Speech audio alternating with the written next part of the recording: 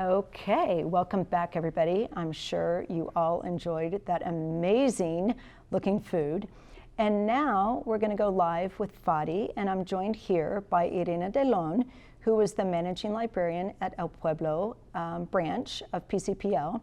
And we're going to be chatting and answering those questions. So as a reminder, this is a live Q&A, and you can keep sending us those questions. And we welcome all sorts of questions. You guys have already gotten some really great questions put in, so we'll address those throughout the Q&A, but keep them coming, please. And so, Irina, now it's over to you. Thank you, Cheryl. So, Fadi, can you tell us more about the pieces of music that you chose to play for us today and their significance? All these pieces, everyone has like a special memory in my life. I remember something when I play this piece. Like the first one, this Hamra Sayhatek, it's a Lebanese song.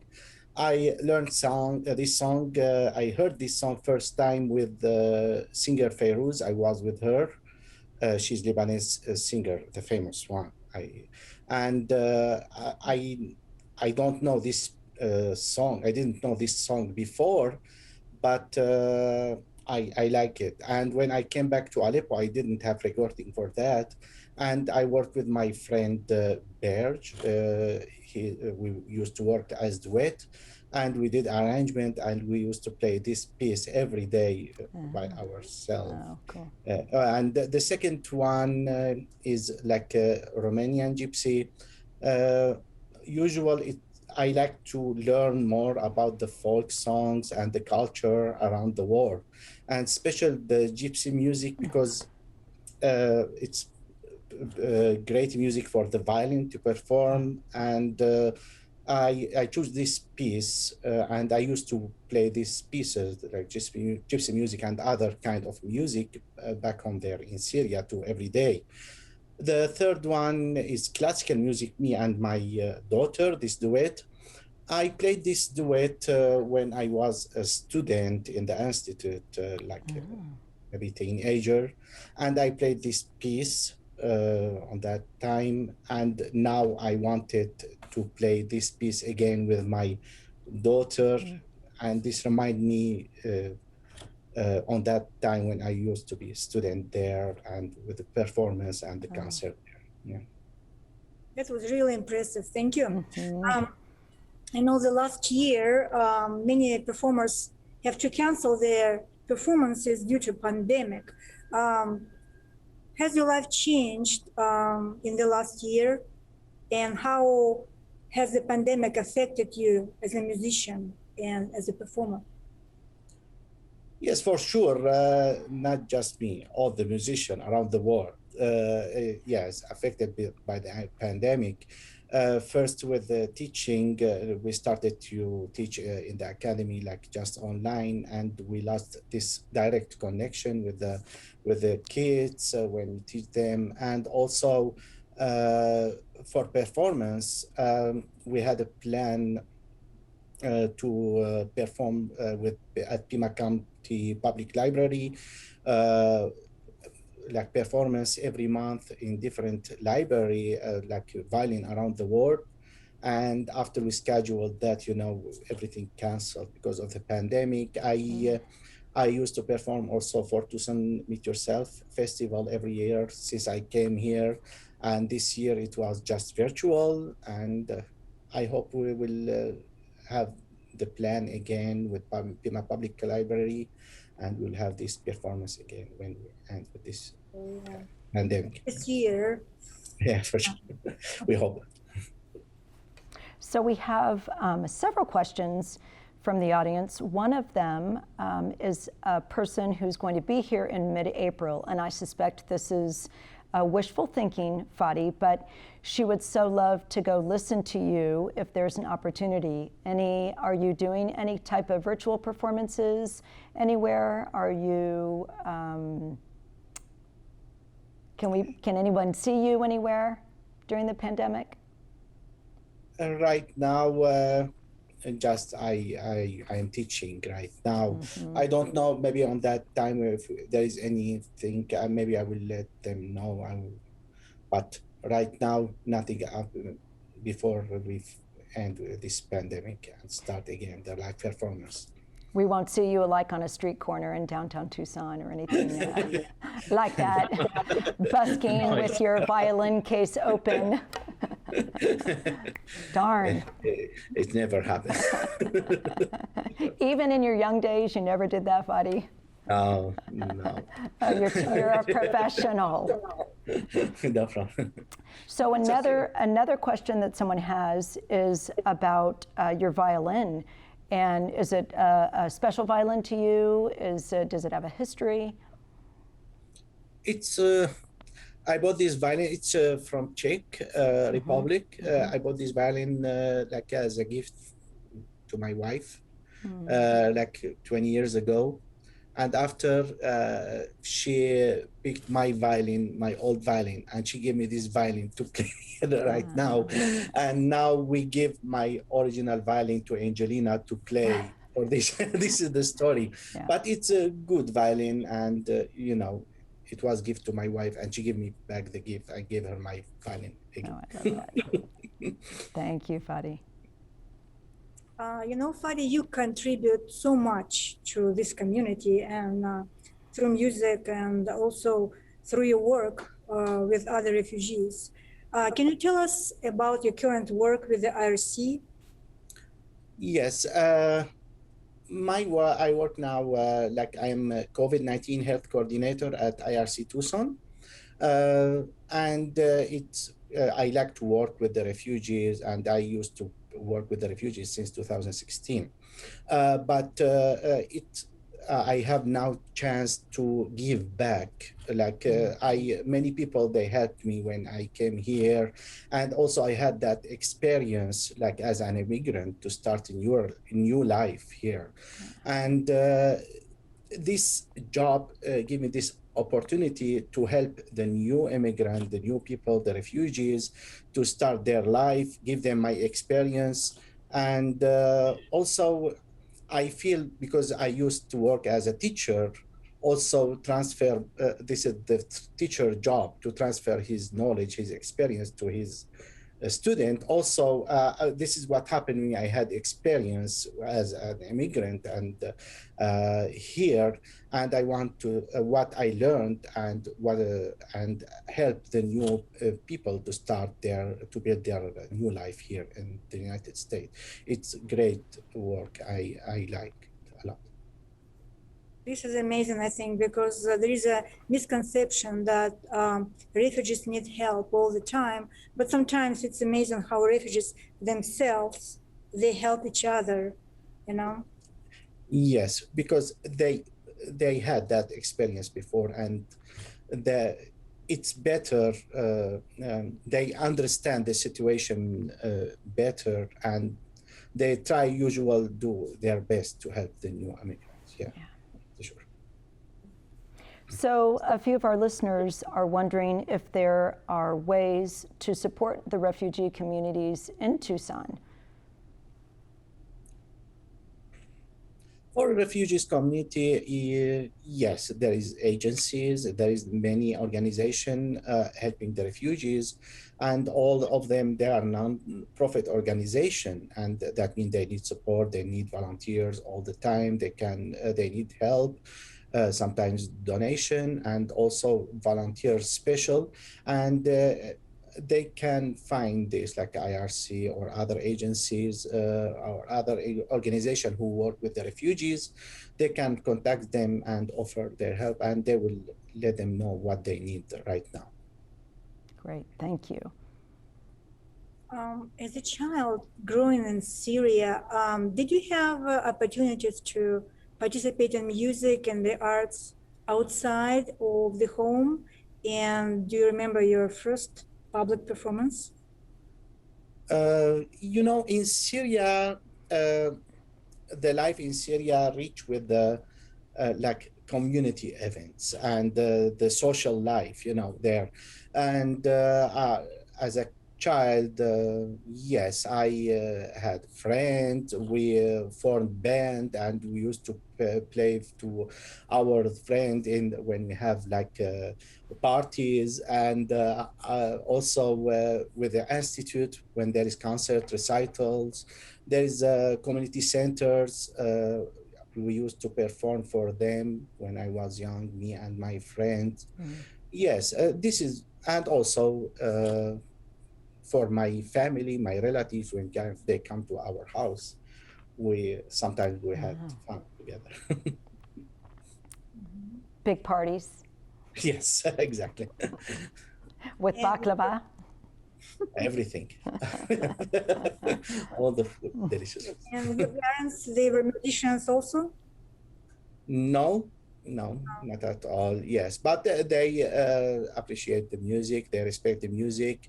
They help me and support me all the time to learn music because uh, they know they found I have something special as a musician with the music, and they did everything they can to help me to learn music. But they are not musician at all. Yeah. So another question, and you talked a little bit about this in our interview, Fadi, but are you and your wife your daughter's only teacher, or does she take lessons from someone else too? No, she's also she has a piano teacher at Music and Dance Academy in the same academy when we work, me and my wife. She has piano teacher there, and also she has a violin teacher too. Teacher from Tucson Youth Music Center, and but usually we work with her every day at home. But we want all the time support, we want her to feel like it's something serious. It's not like family activity, like going to school or way to perform, to show herself and to see other kids also how they are performing. Yeah, wonderful. And what advice, Fadi, would you give to families as to how to encourage a love to music and the arts in their children? The best way to let the kids like the music, first let them attend musical performance like concert or any musical events. This is the best way, and also give them time to listen just to music without doing anything, like just focusing on the music, and with that they can evaluate what is the good music, what they feel better, and also when they see any performance they want to be musician. When it's not important to be musician, but they will like the music, and music will help them not just to be musician, will help them with everything in their life in the future.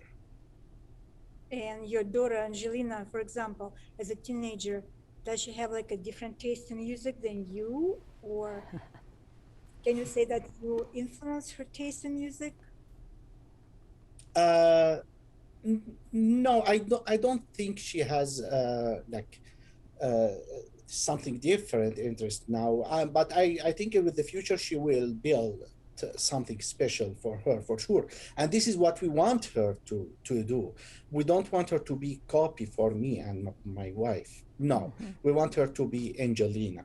But we help her to start her way, and after she will decide, maybe she doesn't want to be a musician in the future, maybe want to be doctor, to want to be engineer, but all the time we give her we transfer our knowledge, what we learn, our culture, everything to her, and we give her support at the beginning of her life, and after we want her to build her personality and her life and her music and what she likes.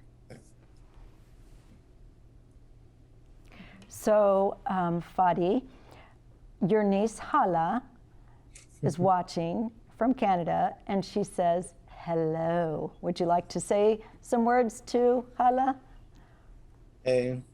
حلا أنا مشتاق لك كتير كمان. I told her that in Arabic. I missed her a lot. And I'm really happy she is here with me now. And I hope I can see her soon. One day. That's lovely. Thank you so much. And a few people have wondered if you and your family have been approved for asylum in the Yes, United States. we got our asylum in 2016. Yes, and Okay. now we are permanent resident. Wonderful. Yes, and right now everything is stable, better than before. Sure. Yay.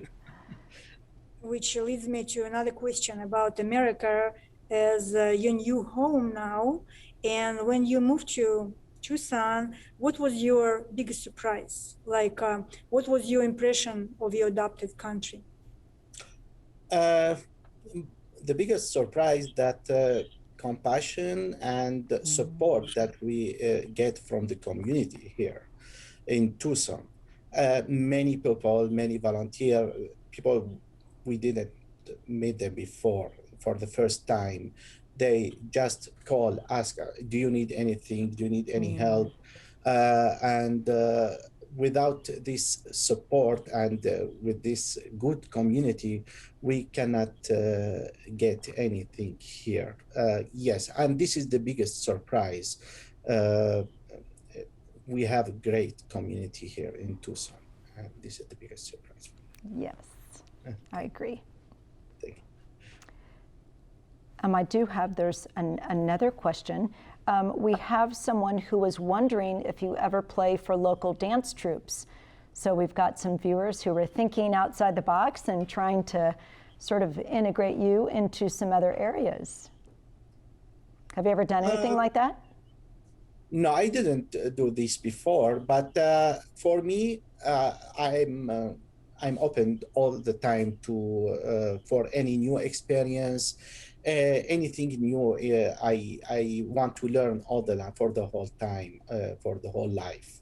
New things, new experience. I want to learn about the culture, about different people, different places, and for sure, I don't mind if something I can learn from that and do something new, for sure, yes.